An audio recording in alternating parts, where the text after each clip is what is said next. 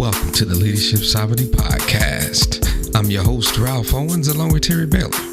In today's episode, we'll touch on topics such as how EQ helps you to achieve your personal goals, the power of understanding your emotions and how you respond to others, why character matters, and the power of leveraging your life's experiences. Enjoy the show. Well, in the last point that we'll touch on with emotional intelligence is for personal growth, right? So the emotional intelligence and self-awareness will help you, again, like we talked about, understand your strengths and weaknesses. And in doing so, it'll help you to achieve your personal goals, right? Because again, I can't tell you how incredible it felt for me to really dig into my own emotions and say, you know what, when that person says this, or when they say it a certain way, it makes me feel like this. And then my corresponding response is to act this way. Well, if I could just change the way I look at that, or when I feel that way, know that, okay, this typically makes me have this kind of response. I'm not going to do that. I'm going to have a different response. It's a powerful thing. And what I started into, we talk about this all the time. Sometimes, well, first of all, you have to realize that you can't change anybody, right? You don't have the power to go into their mind and their emotions and to change them. Nobody can. Nobody can. God has the power and the ability to do so, but he doesn't even do it, right? He allows you to make your own decisions. He gave us free will. But what we have learned is if you change the way you respond to a person, it can inherently make them change the way they act towards you. So we've learned through emotional intelligence that, you know what, and I'll give you a great example. It's more a simplistic example, but it's still a good example. It's been said that when somebody's yelling at you, if you can just in turn yell back at them, right? It's the natural response, right? But if you have emotional intelligence, you say to yourself, you know what, while this person's yelling, I'm going to speak real quietly.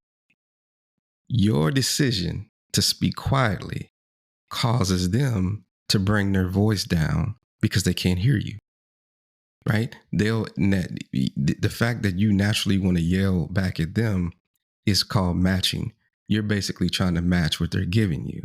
But what you do is you lower your voice and now they try to match what you're giving them, right? So your ability to have emotional intelligence and to be in command of how you deliver to someone else has the ability to really change the outcome, right? Once you really, really understand it. I mean, any thoughts about that, Terry? Yeah, I've heard similar things, right? I was speaking to a person who speaks quite a bit, and does conferences and things like that.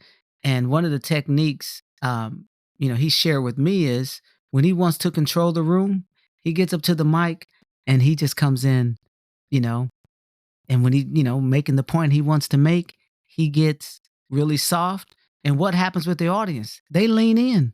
That's right. That's right. That's right. That's right. What you're doing is impacting how they respond, right? But you have to be in tune with what you're doing in order to be able to do that. Yeah, that's good. That's good. That's good. And for personal growth, it also builds resilience, right?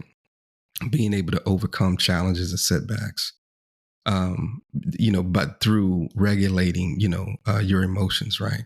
It's a very powerful thing. And then the last thing is just a sense of well-being, right? It helps you with your mental health, right? And your well-being and feeling of happiness, right? When you feel confident that you're in control of your own emotions and that nobody can manipulate you, right, into doing things. Because let's just face it, some people who are very high in emotional intelligence who don't use it for the right reasons, they will come across at you to make you do things, right? Because they want to drive your behavior. But when you become in control of your own emotions, now you drive your behavior based on how you specifically respond to situations. I mean, any closing thoughts on that too? Yeah, man, character matters, right? That's what we've been talking about the whole time. And I believe when you get in tune with um, your authentic leader, right? Because we talk about this all the time, right? There's leadership at every level, lead from the seat you're in. Mm-hmm. And you begin to, again, when we talked about being reflective and, pondering and just looking back over the over situations and scenarios, now you have something to measure it against, Mm, right? And if those things don't um line up, right? The, integrity, character, judgment, it doesn't take long to really see that fruit bear mm, mm, itself, mhm, right? And so yeah, I think it's important for you, to Ralph's point, to get in tune, with who and who you are. I'm just gonna, when you follow your internal compass, your leadership will be authentic and people will naturally want to associate with you, right? We got to hone that internal compass, right? yeah, What is that character mhm, um, that we are, honing, right? mhm, Empathy, right? What life experiences, you know, are driving us, right? mhm, In my case, I've seen folks most, closest to me, my mom and my dad, serve people, mhm, you know, help them achieve beyond what they thought, they could achieve. I mhm, saw people come in one way and leave another way. mhm, So mhm, those type of life experiences for me, right? Those were positive. But then again, when we talk about the Starbucks CEO, he had an experience that wasn't so positive, but he took that and turned it into something that's changed how, how things happen in the workspace, yeah, right? absolutely. Mhm, Giving part-time folks insurance. That's a huge deal. mhm, yeah, yeah, yeah, So yeah, let's use those life experiences, man, really ultimately to impact the world, that's right? right. Frame our stories. That's right. That's right. And I want to leave with a book reference myself. Um, so this book was very influential for me in developing EQ. It's called How to Have Power. I'm sorry, How to Have Confidence and Power when Dealing with People. Mm, The author's name is Les Giblin, and he really gives some really, really, really, really good pointers and techniques on how to engage people, right, to get positive responses by flowing in harmony with human nature and not going against it. So just want to leave that book reference as well. that's great. So, Ralph, let me also this True North is Bill George with Peter Sims. This is like the second edition of that, a follow up.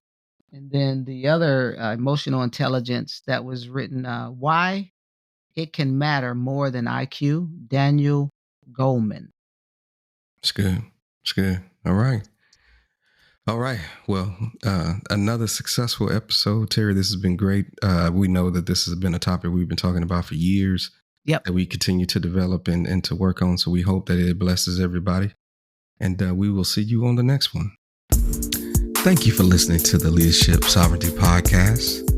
We hope that you not only enjoyed the content, but gained something to help you on your personal leadership journey. Feel free to reach out to us on X and Instagram under the handles Leadership Sovereignty. Until next time, stay safe, peace, and blessings.